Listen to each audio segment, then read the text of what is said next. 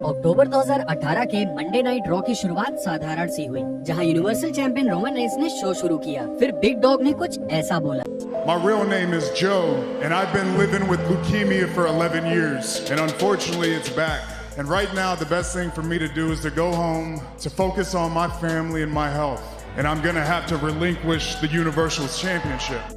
ये दर्दनाक खबर सुनने के बाद सेथ रॉलिंस और डीन एम्ब्रोज रेंस से आकर मिले। शुक्र है रोमन ने लगभग 3 महीने बाद वापसी की और जोरदार तालियों के साथ उनका स्वागत किया गया। I'm in remission, y'all.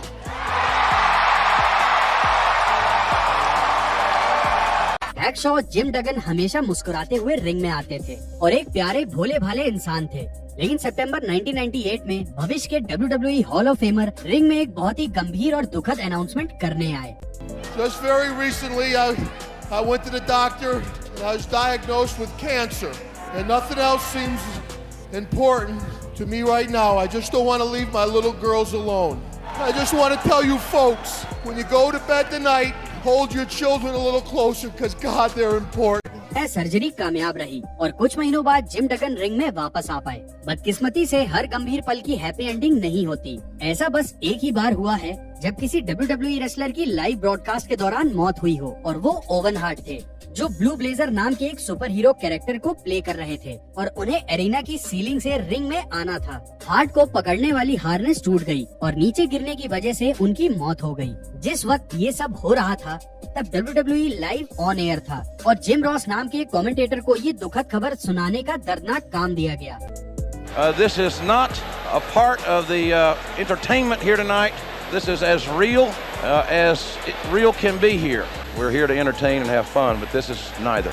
No, it doesn't look good at all. बाद में ब्रॉडकास्ट के दौरान जिम रॉस ने ये दुखद अपडेट दिया। I have the unfortunate responsibility to let everyone know that Owen Hart has died.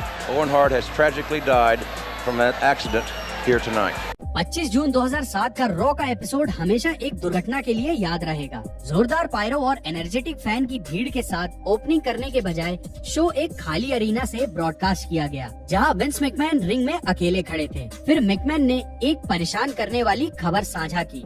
Tonight's storyline was to have been the alleged demise of my character, Mr. McMahon. However, in reality, WWE superstar Chris Benoit, his wife Nancy, and their son Daniel are dead. Their bodies were discovered this afternoon in their new suburban Atlanta home. चीजें और भी खराब तब हुई जब ये पता चला कि क्रिस बेनवा ने ही अपनी बीवी और बच्चे और खुद की जान ली थी। WWE इतिहास के सबसे असली पलों में से एक था इनफेमस मॉन्ट्रियल स्क्रू जॉब। ये नवंबर 9, 1997 को क्यूबेक कनाडा के सर्वाइवर सीरीज पे पर व्यू इवेंट में हुआ था। उस समय के WWE champion Bret Hart Shawn Michael का सामना कर रहे थे। ये WWE के राइवल WCW में जाने से पहले ब्रेट हार्ट का आखिरी मैच था। निर्भर करता है आप किसकी बात सुनते हैं। ब्रेट हार्ट हारना नहीं चाहते थे क्योंकि वो उनके देश में हो रहा था, या फिर क्योंकि शॉन माइकल ने कहा कि वो ब्रेट से हारना नहीं चाहते। खैर जो भी बात हो, ब्रेट हार्ट से कहा गया कि वो WWE चैंपियनशिप नहीं हारेंगे।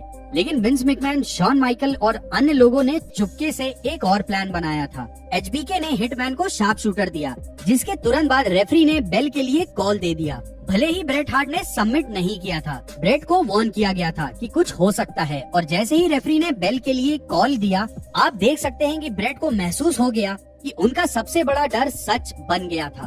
15 साल बाद WWE मॉन्ट्रियल में वापस आया और कुछ इससे भी ज्यादा सीरियस हुआ। जेरी लॉलर माइकल कोल के साथ हमेशा की तरह कमेंट्री कर रहे थे। फिर अचानक से जेरी माइक में खर्राटे मारने लगे।